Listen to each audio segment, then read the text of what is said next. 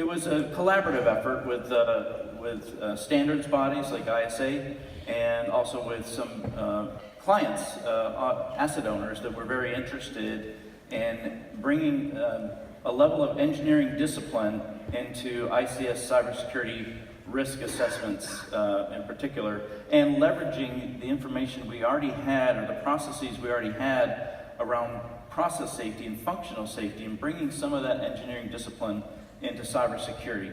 So that's why the term Cyber PHA was coined, to make kind of that reference to the process hazard analysis, PHA, methodology that's already well known, particularly in the process industries, and make that connection between how do we assess the consequences that could be caused by cyber? How do we decide of those consequences that we already know could happen to an industrial process through those engineering efforts? How do we figure out which ones could be caused by cyber, and then drill down deeper into how could that happen?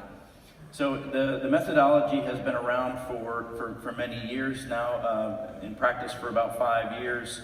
It's based on standards, and it's based on the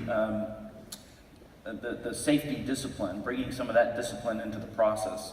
And it's multifunctional, so one of the key things about it, and part of that diagram shows the idea of no one person in a facility is going to understand all of the potential threats, vulnerabilities, and particularly the consequences. So it takes a team of bringing together both automation professionals and IT professionals and operations professionals together to talk about the problem and to understand those risks. Down at the bottom, I show the process there, and it basically starts with, first you have to understand the system that you're going to be assessing. So the first leftmost block talks about documenting the existing system in terms of having a good architecture diagram of what the system really looks like. I like to do it in a Purdue model. I guess I'm a little old-fashioned because I heard Purdue is dead, but not in my world. So we still use the Purdue model as a nice way to organize the information. And then from there, it moves into a vulnerability assessment. So again, before you can understand risk, you have to understand the three main variables of risk, security risk, which are threats, vulnerabilities, and consequences. So very important to understand the potential vulnerabilities in the system, and that's what a vulnerability assessment would be performed. And then the system is partitioned into, typically into zones, security zones and conduits, following the ISA 6443 model. And then really the heart of the process is that fourth block over the actual risk assessment workshop, where a cross-functional team led by a facilitator looks at each security zone, or each zone, and talks about what are the realistic threats, what are the known vulnerabilities, and most importantly, the consequences. Actually, and I stated a little bit backwards because it starts with the consequence.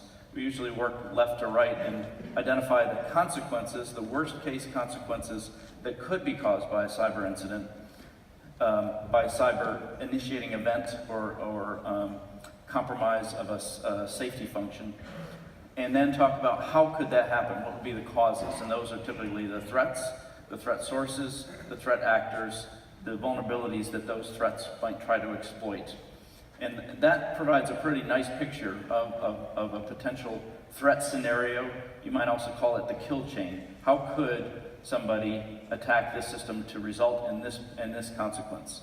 And working through those discussions, we talked about a grounded discussion and how could that happen, and then try to put some metrics around that, typically using the client's risk matrix.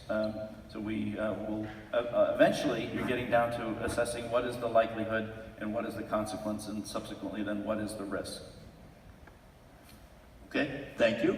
So that's one approach, and then Idaho National Labs has been working on a different approach called CCE. I'll let you define it so I don't get it wrong. But Andy, why don't you tell them about your procedure? I think you can move to your slide there if you use your clicker. Okay, let's check that out. Okay, great. I think, Dale, you said we could stand a little bit if we needed to. You can stroll if you like. I have a gesture, and then I'll sit back down after I execute the gesture. Okay, hi everybody.